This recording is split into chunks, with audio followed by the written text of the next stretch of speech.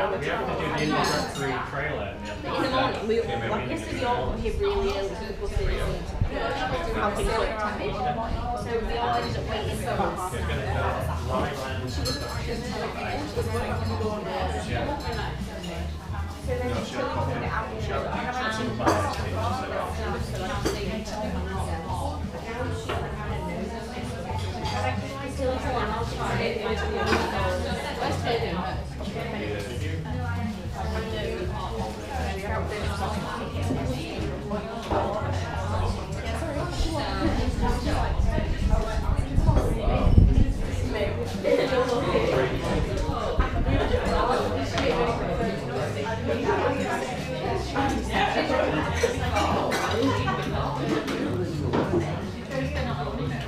I'm sure they'll bring you one with you.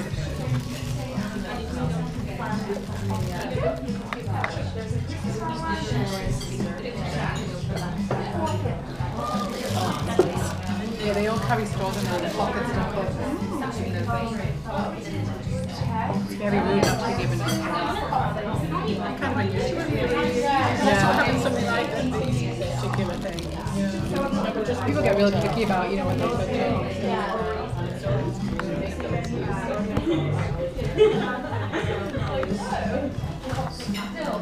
Wait, you had the portable charger for the phone? You had the portable charger? I thought I gave it to you. Yes, we got. Who has a charger? We got charger. I'm just using it at the moment. Well, you can use two. You can do two at once. But it's gonna be carrying. What are you trying to do? Jack Johnson. This is Jack Johnson. California. Okay, say hello, guys. It's really like easy listening music. I'll include you now.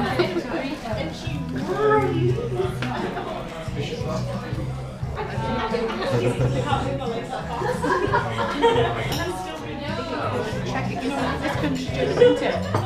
We're lucky vitamin D because we don't get out, we don't get much sunshine, so we need to do Oh, I'm fine, thank you. Well, you know, Chris is out on the phone more than anybody else, you know. His doctor told him he had a deficit. I don't think he can get everything he needs from the sun. He's literally taking vitamin D to top it up. Well, I have told everyone on doctor take vitamin D every 3 months to check. And they did a scan, he was medicine like 60. And it's like 51. It is psychology. All that water has to pass through the centre of York. It's perhaps not surprising, therefore, that the river here can rise as much as 10 feet overnight. Back in November 2000, York had its worst flood for over 400 years. On that occasion, the river reached 17 feet 10 inches above normal. That flood caused by exceptionally heavy rainfall. Most of the previous severe floods have been caused by rapid snowmelt, usually in the early spring. Fortunately, York is now very well protected by an extensive flood defence network. You can see one of the barriers to our right. The upper of those two brick walls is a flood defence wall. It's made from reinforced concrete, faced with brick. The garden gates are all solid steel and have waterproof seals. A few yards upstream, the flood wall is replaced by an earth flood embankment that continues unbroken to a point about 2 miles to the north of York. These barriers intended to cope with what was thought would be a once-in-a-thousand-year event, an 18-foot flood.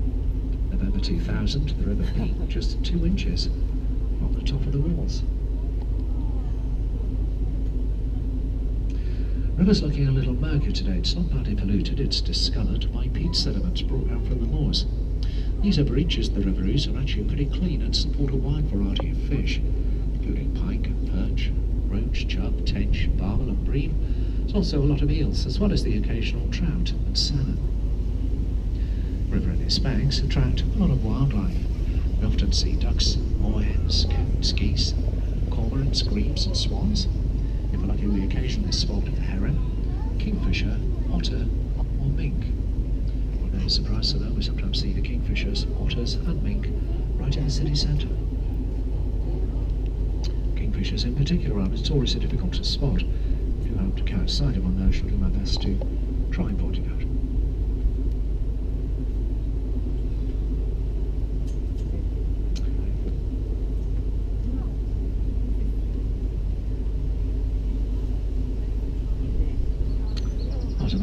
house looking after the shop and bar today. She's down there now, eager waiting your orders. She has on sale a selection of alcoholic and soft drinks, tea and coffee, and snacks.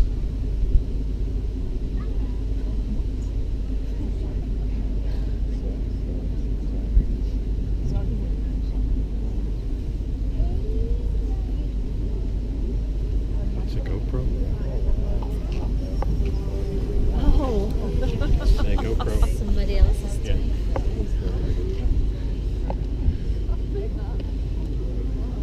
Far into the field store right now, that collection of buildings is home to St Peter's School. St Peter's claims to be one of the oldest schools in the country, and it probably is. The school was founded in the year 627. One of St Peter's more infamous old boys, who presumably excelled at both chemistry and politics, was Guy Fawkes. And just say infamous is probably one of the few people ever to have entered Parliament with honest intentions.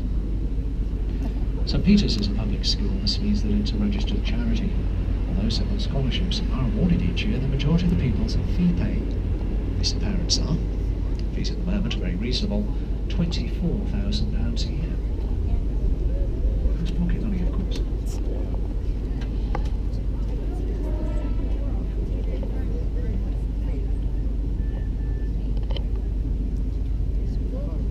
Still there. Well, now approaching the northern end of our trip, this is where we turn.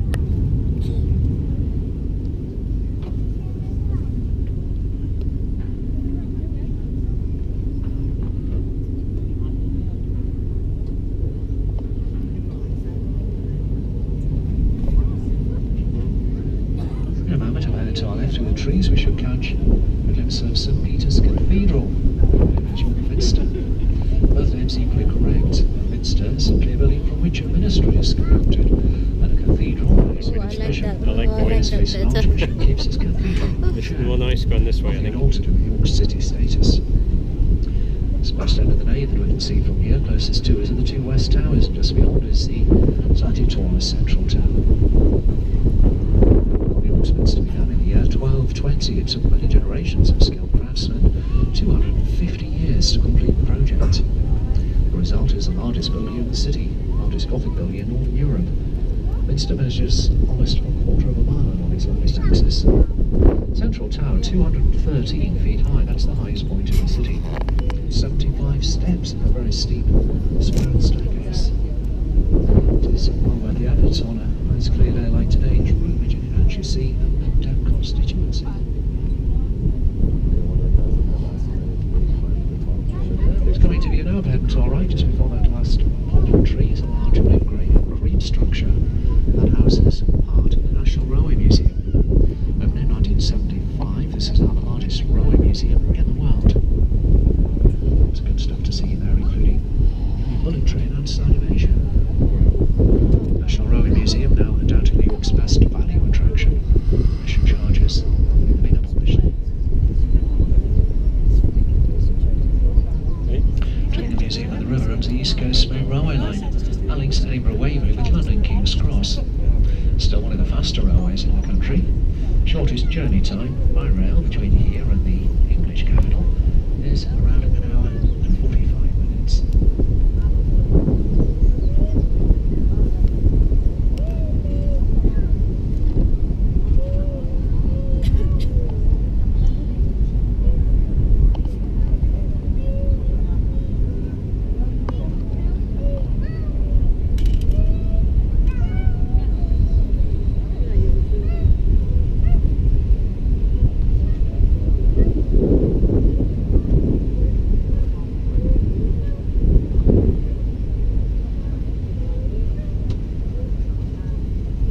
Scarborough Bridge, the only railway crossing the river in York.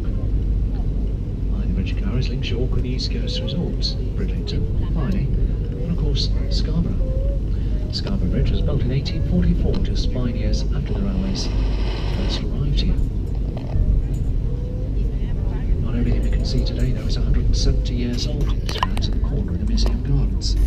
They're alongside the stretch of river down as far as the next bridge. Museum Gardens, originally the grounds to St Mary's Abbey, the ruins of which still gardens take the name from the Yorkshire Museum that was founded in the writing centre by Yorkshire Philosophical Society. The museum has an exhibition showing various aspects of Yorkshire's history, natural history and geology. There's also a special exhibition in there this summer all about King Richard III. See the museum at the top of the rise store left in a moment. It's housed in the neoclassical Tempest Anderson Hall. Tempest Anderson was a moderately famous Yorkshire explorer and scientist, and a particular interest in volcanology. Not a Star Trek fan, as I first thought, he actually enjoyed looking at volcanoes. Ahead to our left, another stone tower. That's London Tower, and it once housed the pumps, one of the country's first freshwater systems. Water was drawn up into the tower from the river and pumped around the city, completely untreated in wooden pipes. Those pumps first operated in 1682. First pumps powered by a pair of horses. On Hipperaker Bridge is a section of York's medieval bar wall, some of the most complete city walls in Europe. This section curves away to the left, crossing over Micklegate Bar, one of the ancient gateways to the city, before meeting the river again further downstream. Bridge we're about to pass beneath is Lendal Bridge, Lendal the elder of York's two Victorian cast-iron road bridges. This one built in 1863. As we can see, the bridge is a single-span design. It's the only road bridge to cross this river with a single span. The bridge was designed by the eminent architect Thomas Page. He was also responsible for London's famous Westminster Bridge.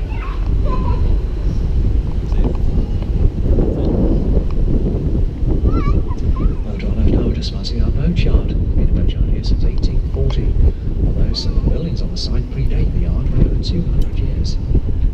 The yard runs partly in front of this rather impressive stone building. This is York's Guildhall. The oldest parts of which date back to the 15th century. Some of what we see today, though, is a replica of that original building that was badly damaged by incendiary bombs during the Second World War. You still see where new stone had to be used in the repairs. There's also still evidence of fine blackening around some of the windows in the original stonework. Guildhall, now home to York's Council Chambers, it is in effect York's Town Hall. As past the Guildhall is the Yorkshire Herald building, up until 20 years or so ago, the home of the Yorkshire Evening Press, our local daily newspaper. Evening Press, now known simply as the Press, is still produced. They moved to new premises. This building stood empty and derelict for many years before being converted into a multi-screen cinema. The developers also added 3 bars and this riverside walkway.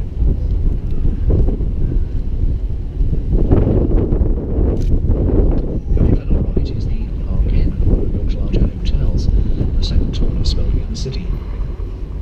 The tallest, as you'll know if you paid attention earlier, is York Minster.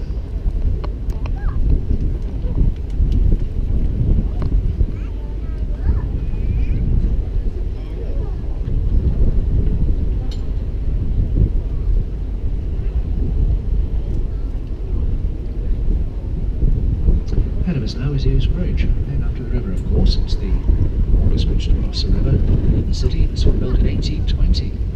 It's the latest in a long line of bridges to have stood on the site. This was built in the 9th century. Prior to then, it was possible to cross the river here without getting a leaflet, without recourse to a boat. There was then a series of stepping stones across the river here.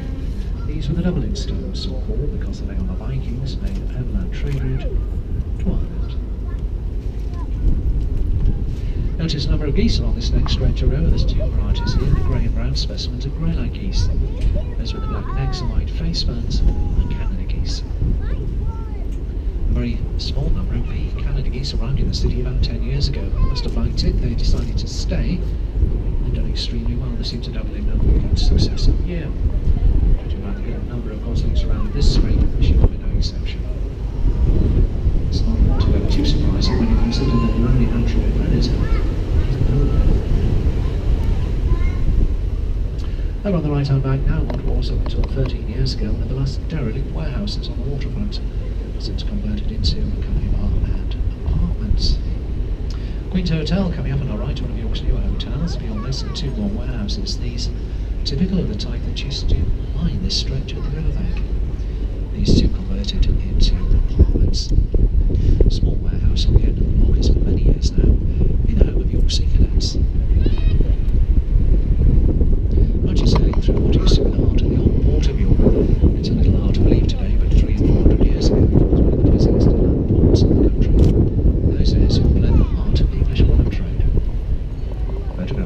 the stretch, remember only 100 years ago, still showing crowded with sailing barges.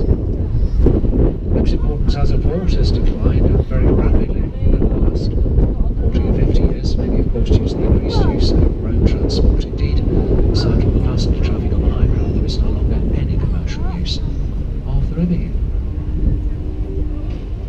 On the right-hand bank now, this building with the red painted window frames was originally the purpose-built headquarters for the National Curriculum Council. Since then it served as headquarters for another much-loved organisation, the funding agency for schools. It's now let as general purpose office accommodation. To our right now, another fairly recent addition to York skyline. These are apartments.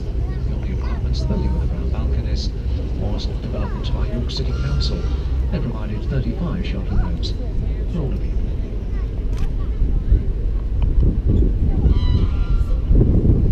Last building before the bridge on the right-hand bank is the bonding warehouse, proof of York's former prosperity as a port.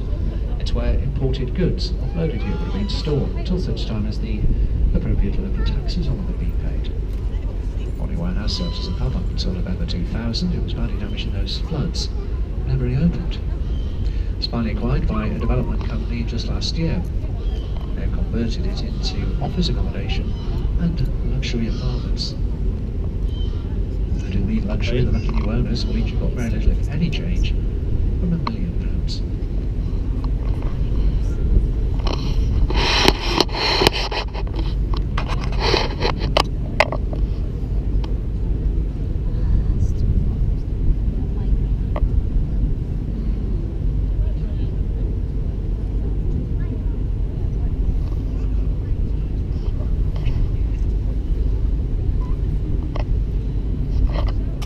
And still applies to St George's Field.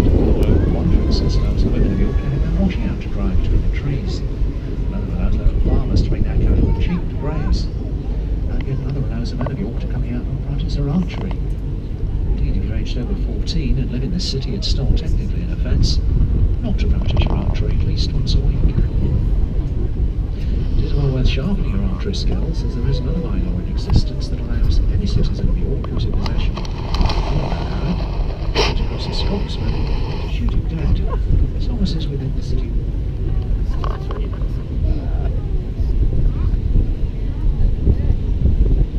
So on the left-hand bank of the river, just here, where the ducking stool used to be erected in York. You would ride on the ducking stool if you weren't a brewer of beer, a barmaid who served short measures, or even ducking wine. It's a shame when these old traditions died. Stress that I don't have a living wife. In fact, I don't have a wife at all. She's nagging someone else.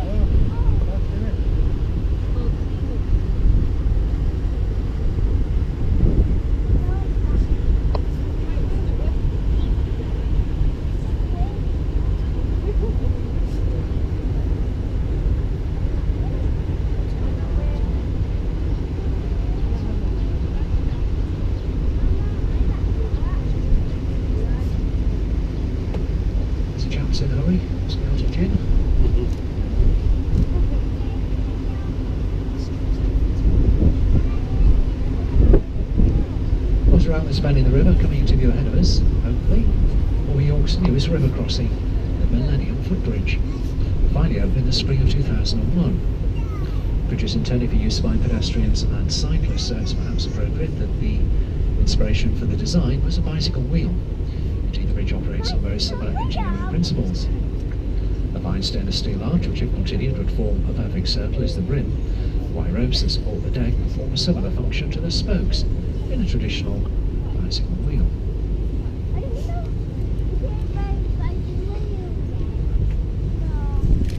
Just a few months ago, there was literally hundreds of padlocks attached to the mesh fence panels on the far side of the Millennium Bridge.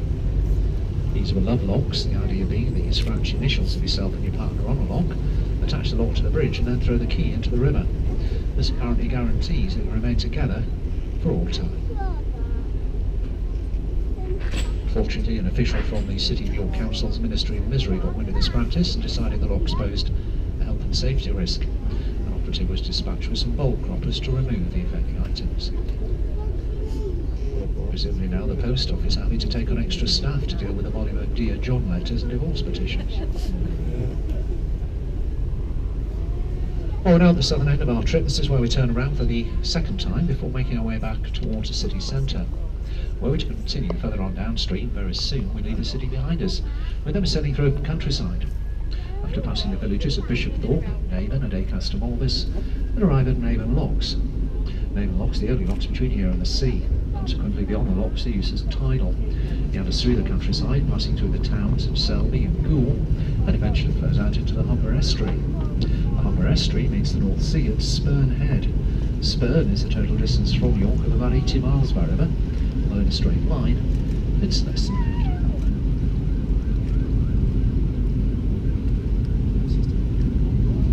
50. Treatly lined footpath ahead of us now is the New Walk.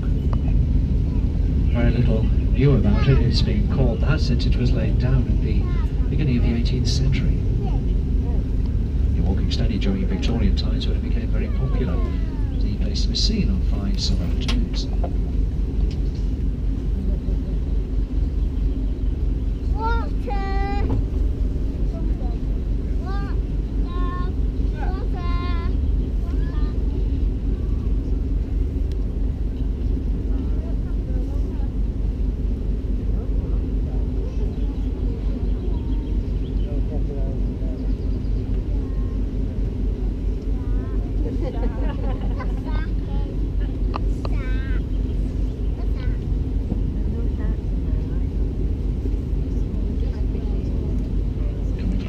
Just by this green platform, a small stone structure with an iron gate. This is a well house built at the same time as New Walk was laid down. Deliberately designed to resemble a Roman ruin, it covers a drinking water well believed to have been sunk here by the Romans. At the time of their occupation, the river here was tidal and the river water was probably quite undrinkable. Now to Navan Locks, about 5 miles downstream, the river here is no longer tidal, and York now gets all its drinking water directly from the river. Tea or coffee today, you'll be pleased to hear it doesn't undergo some sort of cleaning process before it reaches the taps.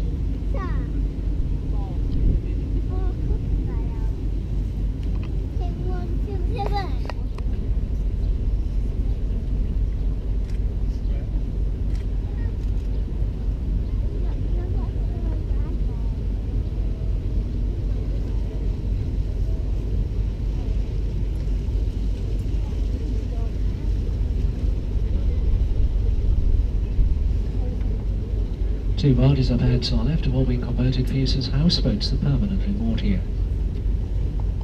First of these, a modern interpretation of a traditional barge. The last one though, the green one, is an old working barge. It was a cargo carrying vessel. During its career it brought cocoa beans into the city for use by Rowntree of York, the famous chocolate manufacturers. Rowntree honestly is the now known, still one of York's larger employers, in fact the second largest in the city, just behind the Hospital Trust. 25 years or so ago, the left-hand bank of the river here was lined with derelict warehouses. Just one warehouse remaining now, just about to pass the waterfront house, which is no longer derelict. Of course, it's no longer a warehouse, it's still converted into apartments. Quite a taste for redevelopment, this one. We especially like the cute little balconies, ideal for people with small feet. Further upstream is another housing development that replaced the pre-existing warehouses. At the top of each of those two towers, a pair of luxury penthouses with span bears a coat of arms of the See of York, the area covered by the Archbishop of York's jurisdiction. The coat of arms comprised of the cross keys of St. Peter, topped by the crown of the Archbishop of York. The shield on the left bears the coat of arms of the city of York with 5 gold lions on a red cross of St. George.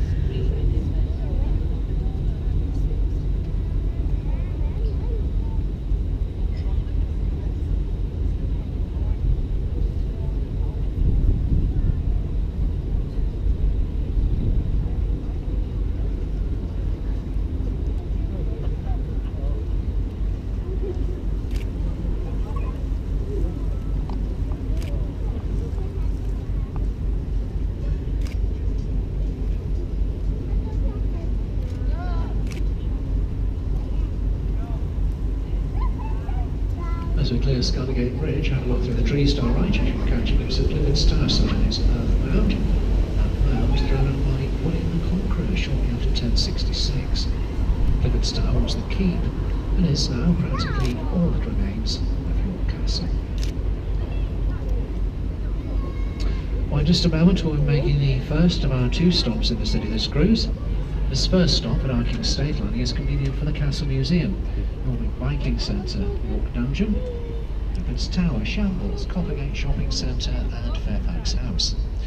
And then we're carrying straight onto London Bridge, the better one for the Railway Museum, Museum Gardens and Yorkshire Museum, York Minster, Visitor Information Centre and the Minster Quarter. No matter where you join the trip from lesser floods, canoe parties have been held in the main bar. I've noticed earlier there's actually 2 bridges ahead of us, built side by side. The section furthest from us was built alongside the pre-existing bridge. Only when that section was complete was the old bridge demolished and this bridge extended further downstream. Back in 1820, when the bridge was built, this was the only point at which the river was bridged within the city. Obviously very important that the crossing remained open.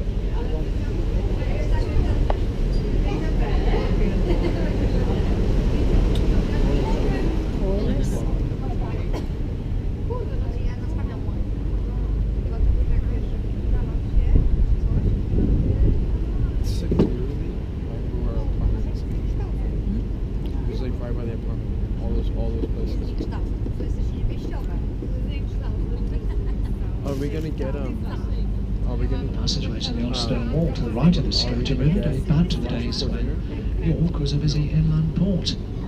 Barges would have discharged their cargoes onto a wooden jetty by the wall. The cargo then have been carried up these passageways into the city centre.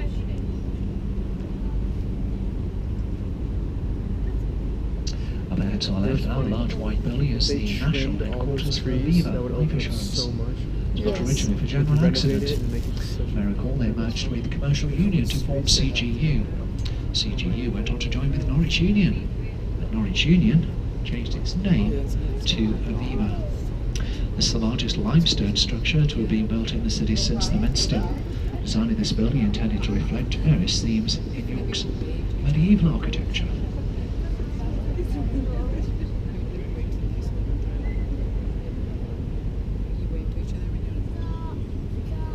London Bridge ahead of us was built a passenger ferry used to operate across the river here.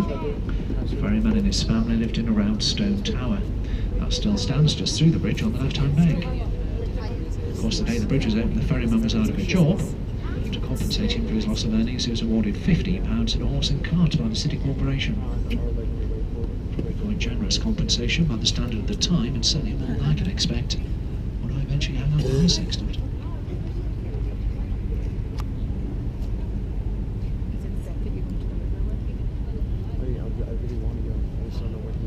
Well, all good things must come to an end, as must this cruise. We'll be back alongside again in just a moment. Thank you very much for sailing with us today. We hope you've enjoyed the trip. In closing, could I repeat my request that you please remain seated until we have the boat securely moored. We'll let you know when it's safe to leave. I hope you enjoy the rest of your stay in York. Thank you.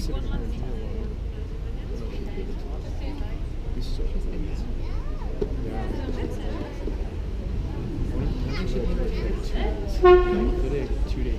So she's going to river with her friend. Heidi, that's like 1 year. No, they want to like live here. If I go to her,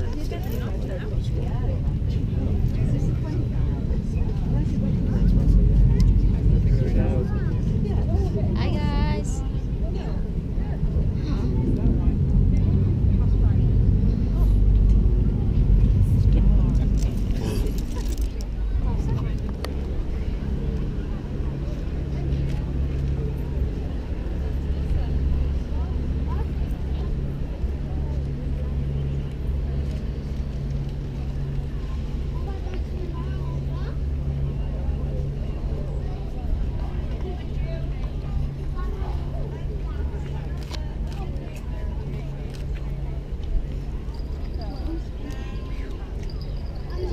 California hot?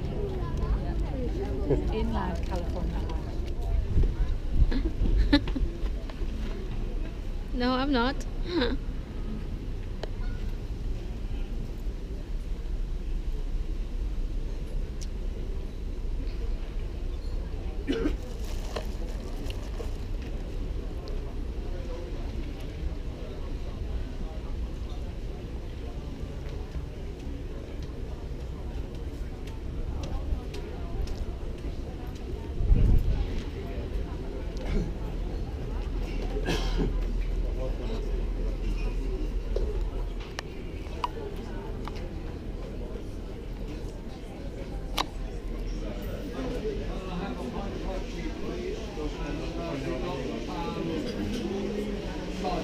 So, We're going to sit through here. Yeah, that's fine. What would you like to drink? Right, so we're gonna- Okay, right, thank you. Oh, sorry. I'm a bit. No, it's alright, don't worry. Look at all the kids bringing an oil around. I'm not going to hold it again, she said. Don't worry. Hey? I do. Oh, okay. That's going to be £5.95, please. I think we need just one for pineapple. We're going to have a... Pineapple juice. One pineapple juice. Pineapple juice.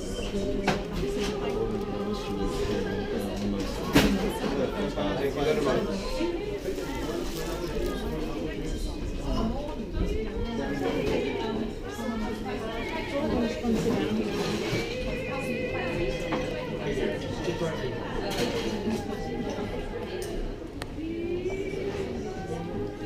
Can't wait for us to put like 5 cherries in one.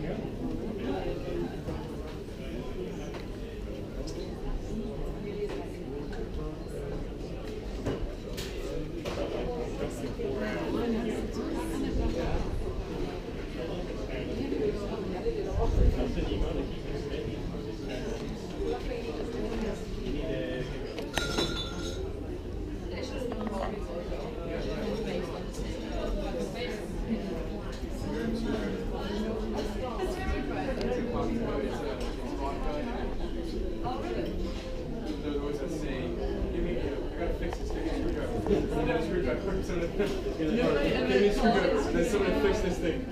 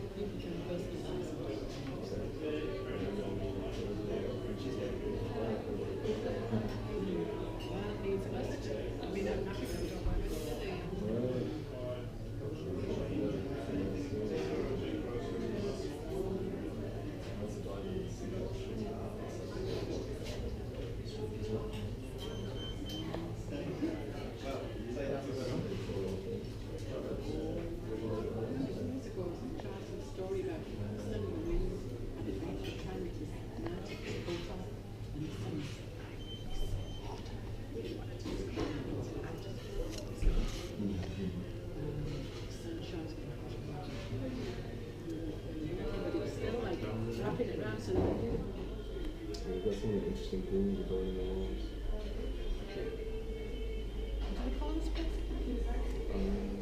The Star Inn, actually. It's not that bad. Superposition right here. In this building. Christine's that. You think we're joking?